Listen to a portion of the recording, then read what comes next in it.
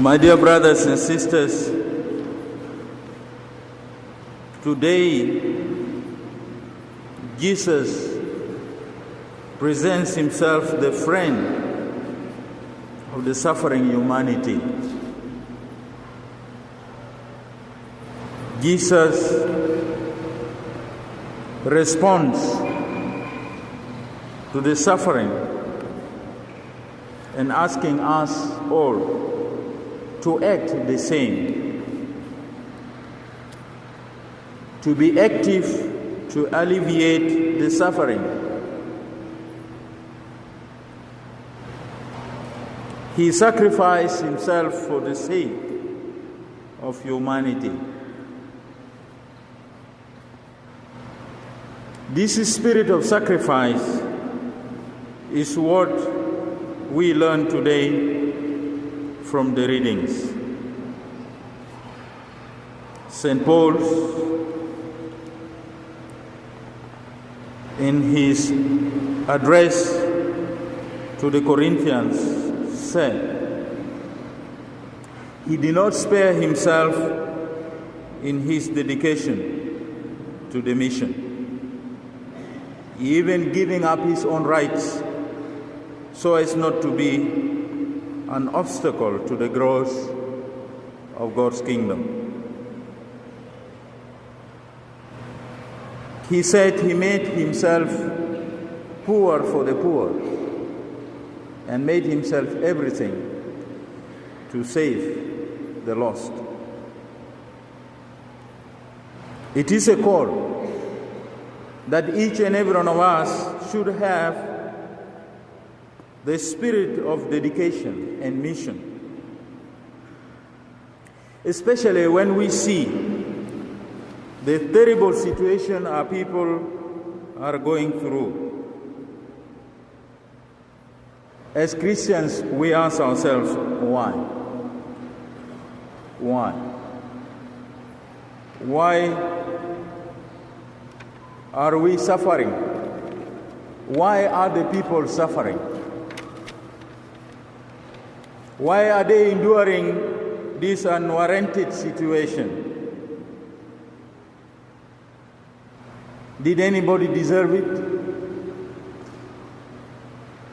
No. Today, the answer is no. Nobody deserves suffering. No. No person should be subjected to suffering. Job takes up in the first reading, describing the situation in a very dramatic terms. And he says, why is there so much suffering in the world, among our people, among his people? All of us, sometimes or some point, have asked ourselves, why? Why is the world plagued by so many calamities and injustices, by so many wars, diseases, sicknesses? Why you see upright people suffer? Upright people, just people, while the wicked enjoy with immunity what seems to be a success of wealth and good health. Liars and thieves and robbers are protected. Can you see this in our society today? Can you see in our country today? The innocent are locked in prison and the thieves are set free. You have witnessed last year when those who stole the money are set free. Legally. Those who rob us are promoted. Muskida? They are given higher ranks, more stars, more money, more position. And for you who come to church every day, you will suffer, Muskida. And you start asking like Job.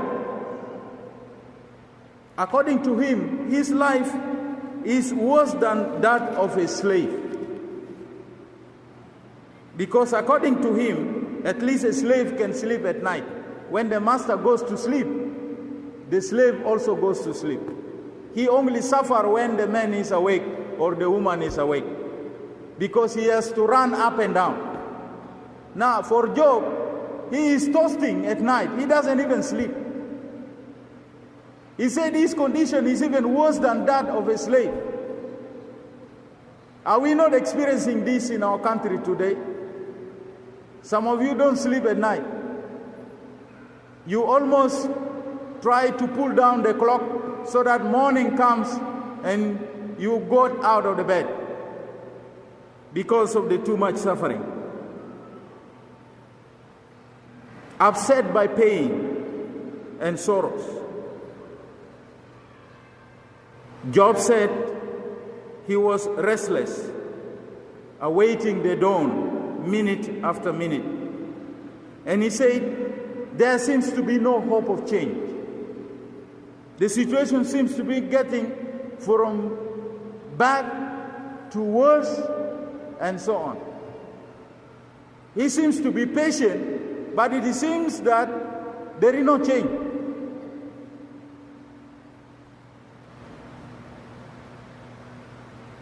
So he is getting old, and so quickly he concludes that my eyes will never see joy again.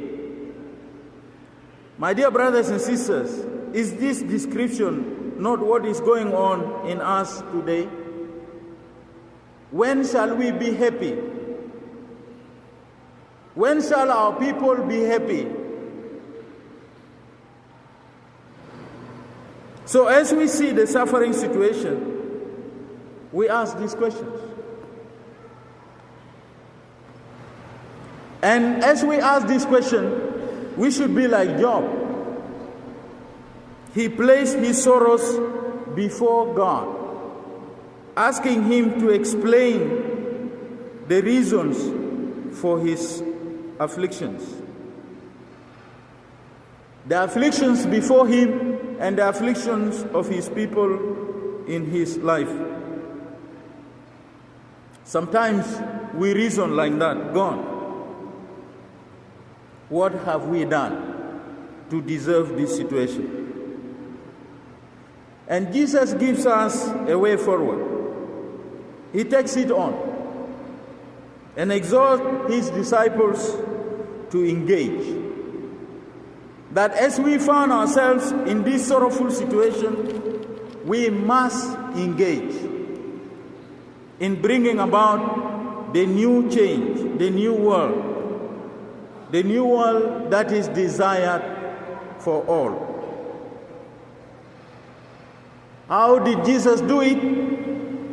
He helps Peter's mother-in-law by hand to get up. A gesture of support to all those in need in our society. All the vulnerable, the children, the aged, the sick. We have these people among us, and as Christians we are asked today by the mandate of Jesus Christ to act, not to stand by. Sometimes they tell you, no, this is not your job. Don't talk about the children in the street. This is not your job. Don't talk about the people suffering hunger in the UN camps. This is not your job. Don't talk about the people who are displaced in the neighboring countries. This is not your job. Now, whose job is it? Whose job is it? Who is supposed to talk about the suffering of our people? The answer is any Christian. Any Christian, as a Christian, it is an obligation, it is a duty, it is a responsibility. As St. Paul says, to stand and be with the weak. We get this from the gospel.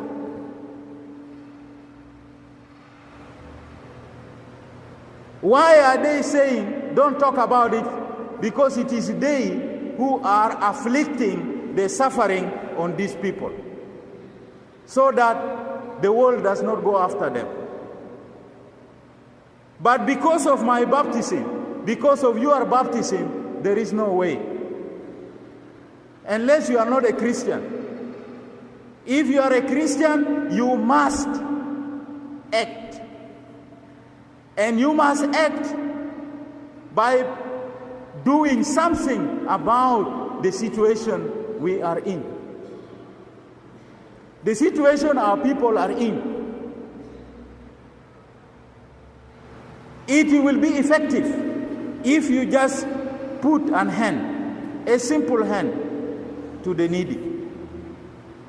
If we care for one another, there will be no street women, street children, and so on. If we are careless, then we see what we see today. What is happening in our country today is because of the carelessness of the Christians in this country. Very careless Christians. And I'm challenging any Christian today, you are careless. You don't deserve the name Christian, because you contribute to the suffering of the people instead of uplifting them from the suffering they are going through. If you are baptized, it should pain your heart, and you should get up and say, I must do something about this situation.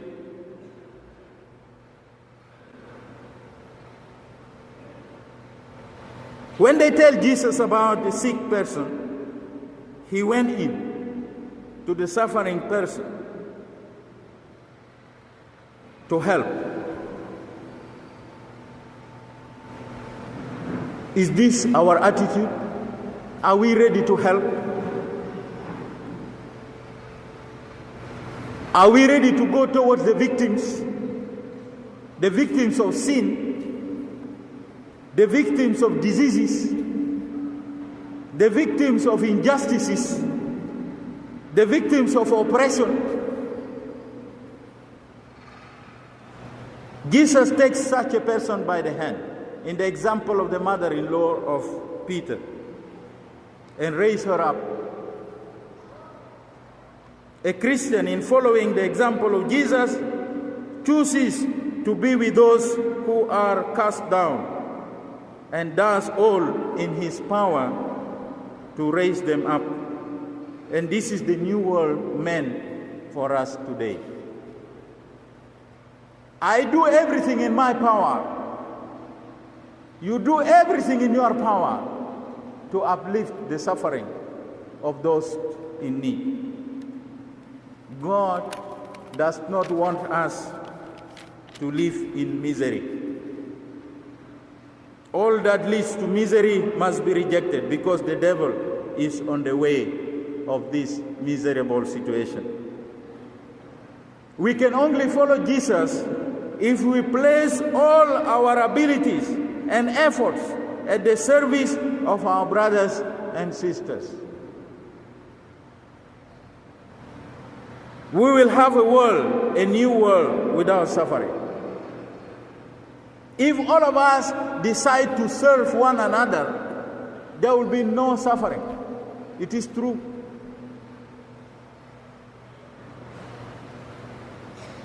We suffer today because we don't serve one another. There will be no diseases because there will be doctors and there will be medicine. There will be no hunger because there will be food. And there will be people who will be cultivating food for the others. There will be no suffering because all will be working for the service of the other. We can reach this new world through right action and prayer, which is meeting God and allowing us to see others as God sees them. These glasses are magnifiers. I see you different when I wear them, because I have to see the writings in the book. The eyes of God sees each and every one of us as we are, because we are His creatures. And if we take care of each other, then we see each other as God sees them. Not as we see them, but as God sees them, as they are, created in the image and the likeness of God. It is only this that can prove our Christian mission, commitment, and responsibility. And it is only this that can make us truly sons and daughters of God. My dear brothers and sisters, today all of us are called to follow the example of St. Paul with the zeal to preach the gospel of Christ in full action, denying ourselves to serve others. You and I are challenged today to be true apostles in the footsteps of our masters, to help others around us who are in their need of assistance. Take on your responsibilities. Be wise people to raise up your brothers and sisters from their sick beds, to raise up your brothers and sisters from hunger, from oppression, from injustices, and so on. This is the only way we can build the new world as directed by Jesus Christ. The new Sudan, the new South Sudan, the new country, the new whatever it is. It is through service to one another. It is only through this that we can stand up like St. Paul and say, I am not just working because I need to be paid.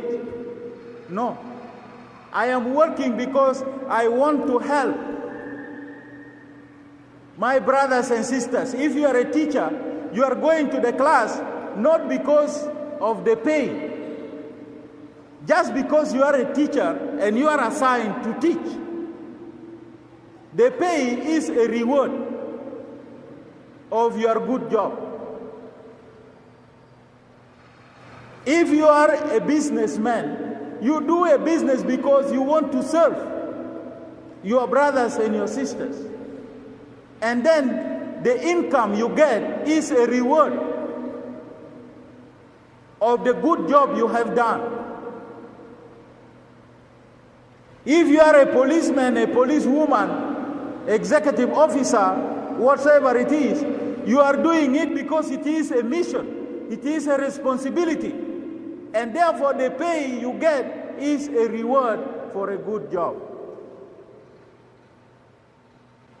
Paul is explaining to the Corinthians this situation and say each and every one of us should not neglect our duty, our responsibility, because this is the gospel we are supposed to carry.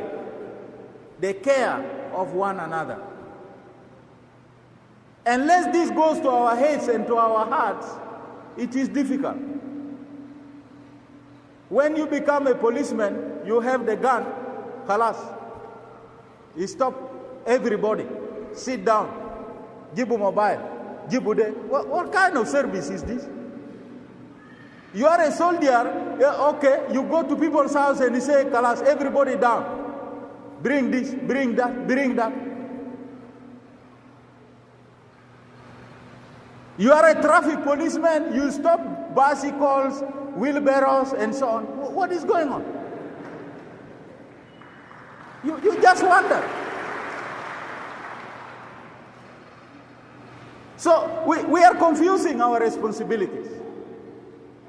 And it is only adjusting ourselves through the mission of Jesus Christ that each and every one of us are called to take care of one another, of our true responsibility. Let us pray today that God will bless your good works. Your good works, whatever you do, little for the service of others, that God blesses it. Because you want to uplift the suffering, not to increase the suffering. Make it a duty, make it a responsibility. Because this is what a Christian is. So we pray for each other today that we might take up our responsibility in this nation uprightly as Christians. Because we believe that Jesus Christ came to uplift the suffering. And it is our duty, our primary responsibility, to uplift the suffering of our people. Don't close your ears and just do anything you want to do. It is not like that. You are a Christian, and make sure your Christian obligation is number one. The rest, God will bless. So we continue to pray for our people. We continue to act for our people. We continue to sacrifice for our people, because God wills that each and every one of us should rise up. God bless you.